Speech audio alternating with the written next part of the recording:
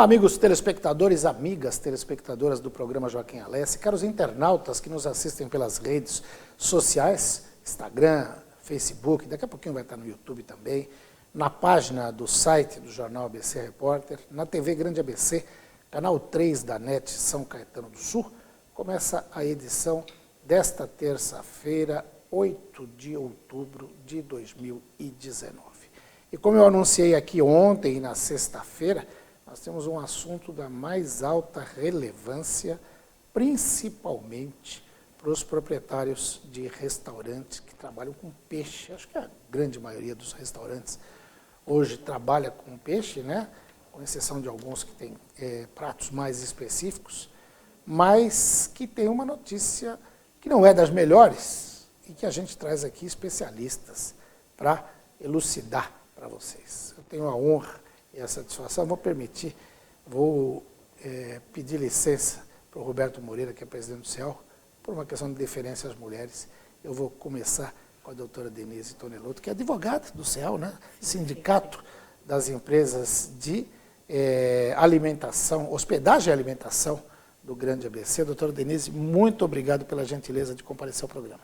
Eu que agradeço. Boa noite, Joaquim. Boa noite a todos que nos assistem.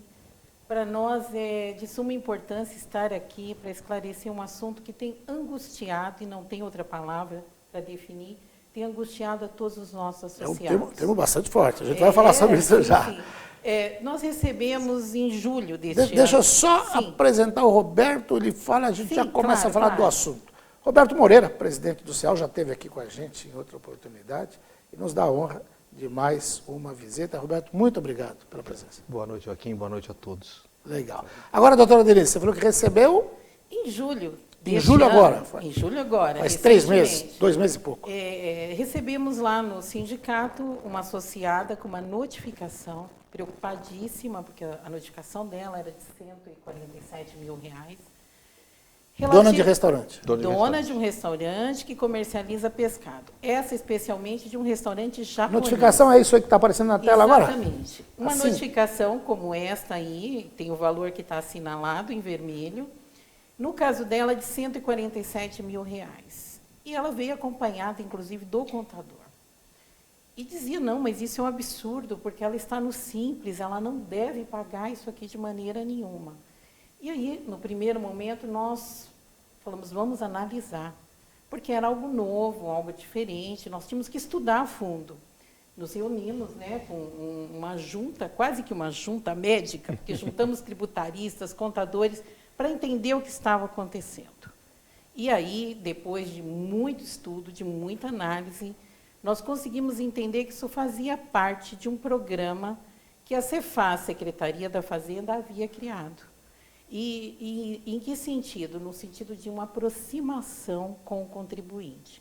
É uma espécie de um programa de recuperação de crédito, é isso? Sim, mas segundo a Fazenda, tem um outro teor. Ela chama de um programa de aproximação com o contribuinte, para dar ao contribuinte a oportunidade de quitar eventuais débitos. Tanto é que essa notificação que foi colocada aí, ela diz, numa sequência, que ele verifique se realmente os impostos, o ICMS não foi diferido, e se não foi, outorga a ele um prazo de 30 dias para efetuar o pagamento. 30 dias. 30 dias. dias. Essa aqui é uma nota fiscal que você também trouxe aqui, que embaixo vem uma observação. Exatamente. Nessa observação é que se coloca, aí que está, a carga tributária média. Exatamente. Olha, observe que nesta nota fiscal aparece nota fiscal ICMS diferido conforme artigo 391, decreto 45.490/2000.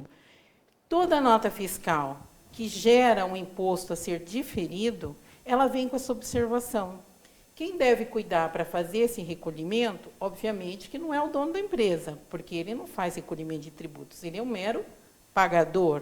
Quem vai cuidar? Normalmente não entende nada. Ele paga o contador para ver isso. Ele paga um contador para fazer isso. Esse contador é que deve cuidar de efetuar os recolhimentos cabíveis, que nesse caso se chama ICMS diferido. Legal. Aliás, eu vou aproveitar essa deixa tua e já convidar, tem uns amigos que são do SESCOM, que é o Sindicato das Empresas de Contabilidade, da AESCOM, Associação dos escritórios de contabilidade aí, meu amigo, inclusive, o Zoilo de Souza Assis Júnior, meu contador, e outros podem indicar.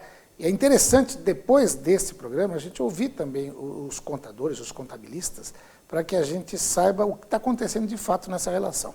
Eu vou só pedir licença para te interromper um pouquinho, porque eu queria ouvir do Roberto Moreira, o Roberto também como presidente de uma entidade de classe, uma entidade que representa empresas de alimentação, de hospedagem, que a gente sabe o sacrifício que vem fazendo nos últimos anos para manter suas portas abertas, manter o funcionamento. Como é que a categoria recebe uma notificação dessa nesse momento e o que vocês estão fazendo em defesa dos seus associados? A categoria recebeu isso de forma assustadora. O pessoal ficou muito assustado com isso, teve muita gente que reclamou, que foi ao sindicato, trazendo notificações como esta que a doutora apresentou. E essa foi uma das. Não é? O comerciante foi dormir sem dever nada, devendo a conta que deve normalmente, e acordou com uma notificação de 130, 140, 150 mil. Essa é a média dos valores. Sim, mas nós temos um próximo nosso que 800 mil reais. 800 mil reais. Imagino que seja um dos maiores restaurantes. São três lojas. 3 lojas. Com 800 mil reais. No total do Estado, a Secretaria de Fazenda está cobrando dívidas que representam hoje 150 milhões de reais só desse setor. Sim, exatamente. São 1.100 empresas. 1.100 estabelecimentos. Isso. Você tinha me falado, aqui o programa é transparente, a gente combina antes e depois eu conto para todo mundo, que na região são mais ou menos de 15% a 20% desse total. Quer dizer, daria uns 200 e pouco. Até porque nós não temos essa informação correta. Nem todo mundo foi notificado, a doutora Denise falava, né? Exatamente. Acho que, por enquanto, quantos por cento você acha que foram dentro? Eu acredito que nem 20%. Nem 20%. Nem 20%. Então, muita gente ainda vai vir a ser notificada. Vai ser. Infelizmente, vai ser. Eu queria saber como é que o governo do Estado faz propaganda de turismo. Vai ser turismo sem peixe em São Paulo. Pois é. Porque, veja bem, nós somos numa região metropolitana e tudo mais. E na região litorânea, onde o consumo de peixe é muito maior do que aqui. O que vai acontecer? Os restaurantes vão fechar. E se fechar, vai gera desemprego. Esse é o problema. Né? Numa situação do jeito que o governo, que a economia está, quer dizer, vai fechar, vai desempregar, vai mandar a gente embora, vai deixar muita família sem o seu sustento, por conta de demoraram 4 anos para descobrir. É isso que eu queria perguntar para a doutora Denise agora. Por que a cobrança, inclusive, parece que ela vai até abril de 2018 só? Por que isso? Então, é algo assim interessante. Nós temos uma cobrança que vai de janeiro de 15 a março de 18. Tá. É esse período que vai gerar essa continha que aparece aí na notificação. O que aconteceu de abril de 18 a dezembro de 18? Foi suspensa esse diferimento. Houve uma alteração na legislação, então, durante esse período, não há cobrança. Certo. Ótimo. Coincidentemente, sem querer fazer o papel de advogado do diabo, mas já fazendo, período eleitoral. Também. Em dezembro de 18, nós temos aí o retorno à origem, né, da obrigatoriedade de observar o diferimento de novo. Então, estamos aí numa época de obrigatoriedade novamente, mas temos esse vácuo de abril a dezembro de 18, que não consta na notificação e não vai constar porque não havia essa obrigatoriedade. Houve uma portaria da Secretaria da Fazenda? Exatamente, que suspendeu durante esse período. Tá. E aí volta com uma nova alteração, dizendo, é devido novamente, então vamos cuidar desse diferimento e das condições que eles são. Explica para a gente o que é ICMS diferido. Então, parece um bicho de 7 cabeças, o nome né? assusta o nome assusta. Mas nada mais é do que a obrigação de quem vendeu o peixe, que é transferida para quem comprou o peixe. Quem vendeu o peixe? A peixaria. Quem comprou? O restaurante. O restaurante assume a obrigação de fazer o recolhimento desse ICMS, né? E isenta aqui quem vendeu. A peixaria está isenta. A peixaria está isenta. Então, naquela nota fiscal, e como eu sei que eu sou obrigado, como eu tenho que atentar, observe a nota fiscal, que vai aparecer lá, aquilo que a gente mostrou, aquele quadradinho no final. Que vai aparecer aquela observação pequenininha. Então, essa é a orientação olha, está aí. Essa é a orientação para o dono do restaurante. Recebeu a nota da peixaria, Observe. olhar no final. E não só para o dono do restaurante, E para o mas contador, também né? para o contador. Não, mas aí eu acho que o dono hoje tem que ficar mais atento também para falar, olha, para o Sim, contador, também, olha, também. Ele tem tá que aqui isso aqui. fiscalizar, porque na ponta quem vai sofrer é ele com não recolhimento. Certo. Né? Então, de posse dessa nota e com essa observação, eu já sei que eu tenho que praticar esse imposto diferido. E aí, Joaquim, uma coisa bem interessante, porque os contadores, de alguma maneira, entenderam que quem era simples nacional não deveria praticar esse diferimento. E toda essa celeuma e essa confusão... mesmo sendo simples, tem que praticar. Não, porque o simples ele gera uma guia que chama DAS, que não tem nada a ver com esse ICM diferido. E a grande confusão é essa. Eles pensam que pagando DAS, eles resolveram a questão do ICM diferido. Tá. E são coisas totalmente distintas. Este é devido, porque eu comprei da peixaria e eu vou pagar, no caso do simples, 7%. Esse aqui, quando eu vendo meu peixe, meu salmão, já no prato, eu vou recolher pela nota fiscal. Você falou em salmão, aí me surgiu uma dúvida. Sim.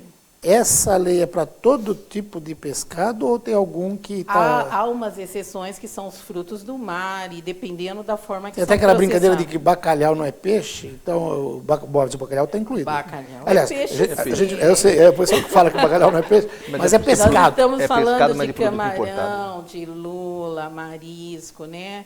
Esses, desde que eles preencham alguns requisitos, que não sejam enlatados, eles estão fora. E aí a lei é específica e ela mostra detalhadamente o que pode e o que não pode. Roberto Moreira, estou vendo que, pelo menos do ponto de vista jurídico, vocês estão muito bem garantidos. A doutora Denise dá uma aula aqui, com uma tranquilidade, falando, conhece muito a fundo a legislação. Mas, independente dessa questão jurídica, que outras medidas vocês pretendem tomar daqui para frente? Você falou do governo do Estado. Eu acho que outra pauta pintou aqui. Eu estou sempre em atividades aí com o governador João Dória, fazendo vários anúncios. Estive no Palácio várias vezes, ele anunciando investimentos das empresas, da GM aqui de São Caetano, essa questão da Ford, ele interveio firmemente. E na próxima entrevista que eu fizer com ele, com certeza eu vou perguntar por que o Estado está cobrando isso agora e se o Estado não tem medo de provocar ainda mais. Vocês pretendem tomar algum tipo de atitude voltada para o governo, cobrar alguma coisa? A atitude que o sindicato tem que tomar nesse momento é política. É cobrar, sim, do governador, cobrar do secretário da Fazenda do Estado, uma resolução. Eles têm que acertar esse tipo de coisa. Esse erro não é do dono do restaurante. O que aconteceu não foi culpa do dono do restaurante. Olha, é o contador, tudo bem, foi o contador que errou, o contador errou por quê? Se existia um limbo nessa cobrança, o porquê existiu, por que deixaram de existir, por que de tanto tempo não cobrar. Porque se você fica tanto tempo, se o imposto existe, ninguém cobra e deixa tanto tempo, por que notificar agora? Por que notificar agora? Tá Não certo. é uma maldade que se faz em épocas que não... E quando a gente vê, eu próprio falei, o governador faz questão de divulgar que está sempre apoiando o empreendedorismo, as empresas e tal. Eu me comprometo até, na próxima entrevista que fizer com ele, lançar essa questão do lado para a gente poder perguntar. Imagina o número de pessoas que vão ficar desempregadas. Toda a cadeia. Para fazer uma figura de linguagem aí com a pescaria, isso vai ser um problema em rede. Sim. Né? Mas olha o seguinte, eu vou pedir licença para vocês dois para chamar um rapidíssimo intervalo comercial, a gente volta. Você que está nos assistindo, se for aí dono de restaurante, tiver alguma dúvida, quiser mandar pergunta para cá, está aqui a doutora Denise, está aqui o Roberto Moreira, que é o presidente do CEAL, para conversar com vocês. Então não mude de canal, nem vai ver o WhatsApp, Facebook de amigo ou não, que você vai perder informação importante. A gente volta já já.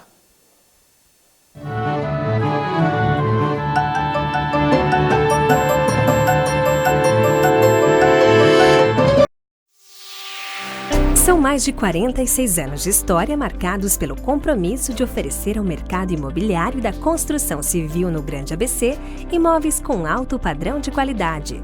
Fundada em 1973 e com sede própria na cidade de São Bernardo do Campo, a construtora Jaci tem se destacado por inovar e trazer as melhores soluções em projetos imobiliários. A construtora Jaci é sinônimo de qualidade e credibilidade. São 35 empreendimentos entregues em nossos mais de 46 anos de história. Quem é da nossa região reconhece de longe nossos empreendimentos. No topo de cada prédio, colocamos com muito orgulho nosso indiozinho feliz. Nós temos orgulho de cada uma das 3.200 unidades entregues em nossa trajetória e isso é que incentiva a continuar. É extremamente gratificante ajudarmos a realizar o maior sonho das famílias, que é a casa própria.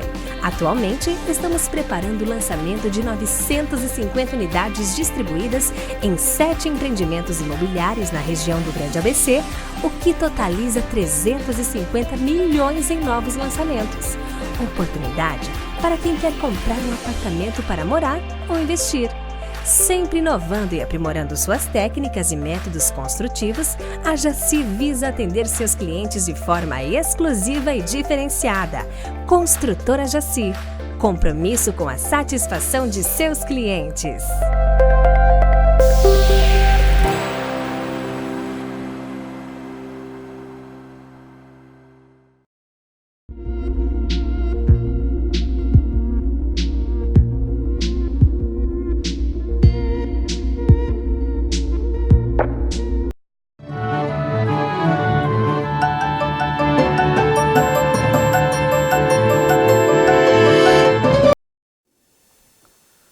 Muito bem, estamos de volta, tem muita informação, então vou levar a conhecimento de vocês uma notícia quentíssima que eu acabo de receber. Aliás, eu recebi o ofício assinado pelo presidente da AD São Caetano, o pessoal está com ele aí, se puder colocar no ar, o Nairo Ferreira, ofício assinado hoje.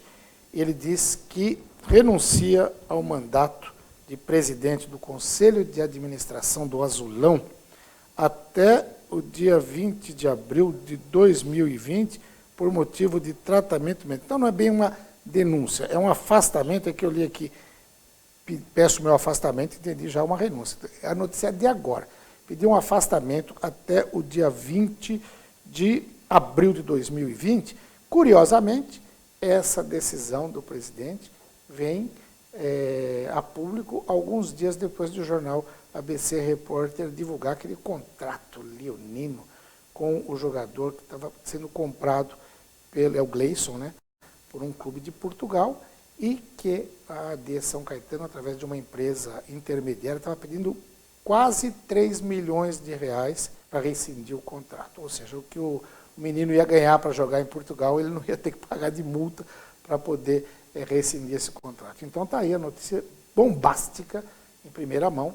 O Nairo Ferreira pede afastamento até 20 de abril de 2020, segundo ele, para tratar de problemas de saúde. E eu volto a falar de um outro problema, está aí a carta de afastamento do Nairo, protocolada, ou como dizem os advogados, protocolizada e selada, tem até um selo ali embaixo, é oficial mesmo, né? Agora a gente volta a falar da questão dos restaurantes que trabalham com pescado. Doutora Denise, juridicamente a gente percebeu que não tem mais recurso. O que os proprietários de restaurantes precisam fazer nesse momento? Bem, o problema já está instalado, né? São devedores, isso é fato, não há nenhuma saída jurídica. Quem prometer saída jurídica está prometendo algo que não existe, que deixe claro. Se houvesse uma saída jurídica, nós, a federação, nós teríamos encontrado. Não encontramos. Veja bem, essa operação gerada pela Cefaz, ela tem duas fases. A primeira fase, que é a fase da notificação, que difere, e você sabe muito bem, de uma autuação. Então, nesse primeiro momento, ninguém foi autuado ainda. Ou seja, ainda não tem multa? Ainda não tem multa. Eles foram notificados. Notificados para pagar em 30 dias. E aí, 30 dias era impossível até para digerir o problema. Imagina para efetuar um pagamento de monta de 100, 200, 300 mil reais. Junto a algumas associações de classe, entre as quais o CEAL, fomos buscar um prazo maior e conseguimos mais 30 dias. Então, eles tiveram 60 dias para efetuar esse pagamento sem multa. Esse prazo já expirou. E o que é a vantagem de pagar sem multa? A vantagem de pagar sem multa é que você pode parcelar em até 60 vezes. 60 vezes. Isso torna o problema um pouquinho menor, porque embora já esteja nesse cômputo juros, juros, correção monetária, as 60 parcelas também vai ter juros de 1% ao mês, correção monetária, mas não haverá multa. Então, esse é o bacana de você pagar. Não que seja bom pagar, mas é o ideal.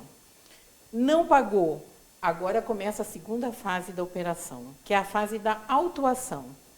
E aí há um artigo na lei que prevê a multa de nada mais nada menos que 80%. 80%? 80%. Então, imagine que uma dívida de 100 vai se transformar do dia para a noite em 180 mil reais, que não há recurso a ser feito. Praticamente dobra o valor. Praticamente dobra o valor. Então, qual é a recomendação? Tente pagar, tente parcelar, tente resolver. Qual é a recomendação para quem não recebeu? Vá atrás do seu escritório, verifique se você deveria ter praticado o deferimento do imposto, calcule, vai pagando lentamente, antes que a secretaria chegue para você, porque você sabe que você deve. Não há o que fazer. Tente fazer esse pagamento antes que a notificação chegue. E se chegar, corre e faz o parcelamento. Não há o que fazer. Certo. Bom, acho que é a melhor saída hoje no momento em que pese todo o custo que isso tenha, né, Sim. Roberto? Mas dá para imaginar, mesmo com essa saída, o impacto que isso deve ter. O que você tem conversado com os associados? Desemprego. Desemprego. Os restaurantes possivelmente não fechem, porque o valor, apesar de alto, se a pessoa estiver equalizada nas suas contas, vale mais o fundo de comércio do que o fechamento do restaurante, é evidente. Só que o emprego, você tem 20 funcionários, 15 funcionários, vai mandar metade embora. É isso que vai acontecer. É isso que vai acontecer. Você vai desempregar, você vai deixar... Como é que está o setor hoje? O que você tem sentido nas conversas aí? Independente dessa questão, fora... Sim. Aí, a questão econômica, a movimentação. Eu pergunto isso porque, por coincidência, hoje à tarde eu estava tomando café com um amigo, um professor aí, discutindo economia, essas coisas todas, num grande café de Santo André, que foi inaugurado há pouco mais de um ano, fantástico, investimento de milhões. Agora, há 2 meses, eles acabaram de abrir um bistrô, que também é fantástico, comida muito boa, com um chefe sensacional, com vários empregados. E fiquei triste a hora que eu fui pagar o café no caixa e vi uma plaquinha assim, desde o dia 7 de outubro, não abriremos mais às segundas-feiras. É lógico que isso aí é uma medida de contenção de gastos. Se o movimento não está muito bom, um dia que você tira, quem trabalha com comércio sabe bem disso, né, o rodízio dos teus funcionários, né, porque se você trabalha 7 dias por semana, você tem um custo. Sim. Fechando um dia que você dá de folga para os teus funcionários já mudou completamente. Agora, é sinal de que mesmo um restaurante de grande porte se vê obrigado a fechar um dia por semana. Você tem sentido isso no setor? O setor sofre com a falta de indústria, com falta de emprego, do emprego formal. Então, consome pouco, vende-se pouco, os restaurantes obviamente sofrem com isso, né? Quando você falou no abrir a segunda-feira, ele não pode esquecer do DSR, ou seja, ainda assim ele vai ter o domingo para pagar. Sim. Né? Que para folgar, e senão o pagamento. Mas as folgas da semana ele consegue resolver isso.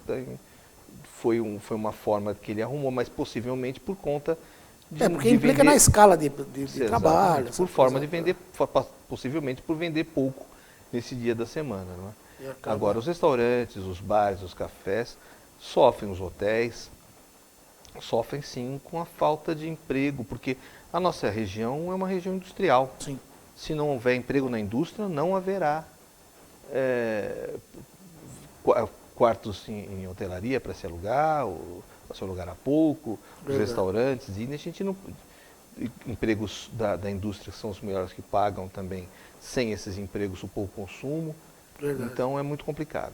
Doutora Denise, tem algum aspecto que eu tenha esquecido de abordar Não, que é importante a gente... Eu acredito que nós tenhamos abordado tudo, e principalmente nesse sentido de orientação mesmo, né?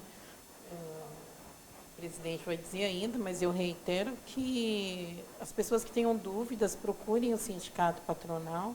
Nós estamos lá exatamente no sentido de auxiliá-los e envidamos todos os esforços no sentido de encontrar uma medida jurídica que pudesse, mandado de segurança ou qualquer coisa que pudesse abraçar essa situação e protegê-los. Mas, infelizmente, não há uma medida, a não ser recomendar que efetue o pagamento o quanto antes. Para evitar o mal maior. Para evitar o mal maior, com certeza. Tá ótimo. Roberto, mais alguma informação para a gente? Eu gostaria de convidar as pessoas a ir até o sindicato. O comerciante, o dono do bar, do restaurante, vá ao sindicato, converse com a gente, se houver necessidade, por conta da lei do pescado, que a gente hoje chama assim, mas de outros motivos também, de repente algum problema com o sindicato laboral ou coisa parecida, vá ao sindicato, converse com a gente, lá a gente vai atender, vai ajudar a resolver o problema, porque a categoria precisa de ajuda, precisa realmente de quem os represente, o sindicato está lá para isso, para ajudar. Hoje, mais ou menos, a base do sindicato é quanto aqui na região? Base, número... Quantos associados, quantas empresas? São 8 mil empresas. 8 mil empresas, é um número bastante grande. E nos vários setores, de hospedagem, alimentação, Hospedagem, né? alimentação. Bares. Antigamente era bares, restaurantes e similares, o nome agora virou empresas de hospedagem e alimentação. Que, aliás, respeita a sigla, né? Exatamente. É que aumentou muito o escopo, então fica dessa forma. Legal. Roberto Moreira, muito obrigado pela entrevista. Obrigado a você. Sucesso aí no trabalho. Eu sei que não está fácil comandar uma entidade sindical, principalmente nos momentos de hoje, né? Verdade. Que trazer associado não é muito fácil, porque o pessoal está com a corda no pescoço e fica evitando, mas não percebe que, se separado está difícil, quando você junta, melhora um pouco a situação, né? Sem dúvida. Doutora Denise, mais uma vez, muito obrigado. Eu que agradeço. E a gente vai falar mais vezes. Ótimo. Doutora Denise Tonelotto, advogada aí do CEAL, Roberto Moreira também os dois conversaram com vocês. Eu agradeço muito a audiência de hoje e conto com ela amanhã, a partir das 18h30 aqui. Até lá.